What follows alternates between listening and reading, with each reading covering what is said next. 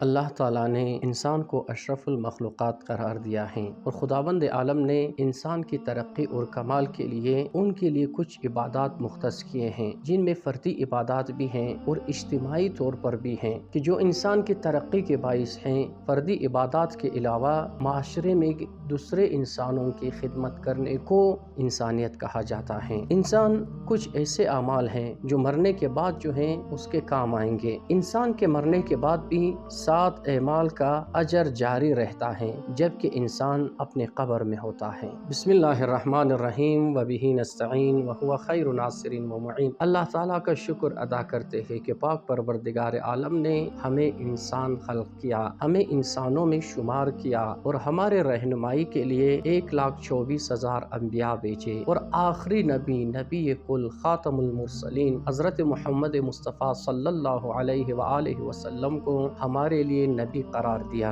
رسول پاک فرماتے ہیں کہ 7 اعمال اس طرح ہے کہ اگر انسان اس دنیا میں انجام دے اور وہ اس دنیا سے چلا جائے، مر جائے، مرنے کے بعد بھی یہ 7 اعمال ان کے کام آئیں گے۔ نمبر 1، کسی کو علم سکھانا۔ علم کی بہت اہمیت ہے دین اسلام میں۔ کسی کو تعلیم کے زیور سے مزین کرنا، یہ جو ہے اس دنیا میں بھی انسان کے لیے فائدہ مند ہے اور آخرت میں انسان مر گیا ہے، ان کے مرنے کے بعد جب تک یہ اس علم سے استفادہ کر رہا ہے، یہ تمام ثواب جو ہیں انسان کے اعمال میں لکھا جائے گا۔ نمبر 2، نہر کھود کر پانی جاری کروایا ہوں، یعنی اس طرح خدمت کرے کہ لوگوں کو اللہ کی یہ نعمت جو پانی کی شکل میں ہے یہ جو ہے بخوبی میسر ہوں۔ ویسے ہی اسلام میں پانی پلانے کو بہت ترجیح دی ہے، حتیٰ آپ اپنے چھت پہ جو ہے کسی ظرف یا برتن میں پانی رکھیں تاکہ یہ جو پرندے ہیں گرمی کے مارے اپنے پیاس کو بجھا لے۔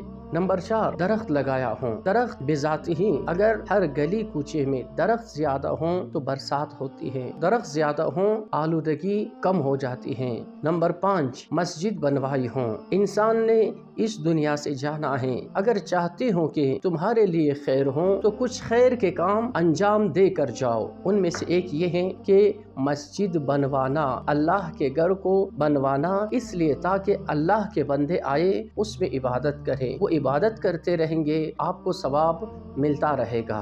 نمبر 6، قرآن مجید کو اپنے پیچھے چھوڑ گیا ہوں۔ اس کی ظاہراً ایک معنی جو علماء بیان کرتے ہیں وہ یہ ہے کہ کہیں پہ آپ قرآن وقف کریں، لیکن ممکن ہے یہ معنی وسیع ہوں، آپ دارالقرآن بنا لیں، آپ لوگوں کو قرآن سے آشنائی کریں، یعنی آپ کے پیچھے اس طرح افراد ہوں معاشرے میں جس کو یا آپ نے تعلیم دلوائی ہوں یا قرآن سیکھنے میں آپ نے اس کی کمک کی ہوں۔ نمبر 7، ایک جو اہم چیز ہے انسان کے لیے جو صدقہ جاریہ ہے وہ انسان کی نیک اولاد ہے۔ آپ نے اپنے اولاد کو درست تربیت کیا، آپ نے اپنے اولاد کو تعلیم دیا اور معاشرے کے اندر آپ کی جو اولاد ہے، چاہے وہ بیٹا ہو چاہے وہ بیٹی ہو، معاشرے کے لیے انسانوں کے لیے ایک مفید شخصیت ہوں۔ اب آپ کے جانے کے بعد وہ جو بھی اعمال انجام دیں گے وہ آپ کے لیے سود مند ہیں، آپ کے لیے دعا کریں گے، آپ کے لیے مغفرت کریں گے۔ خداوند عالم سے یہ دعا ہے کہ پاک پروردگار عالم ہمیں نیک بننے کی توفیق عنایت فرمائیں۔ السلام علیکم ورحمۃ اللہ وبرکاتہ۔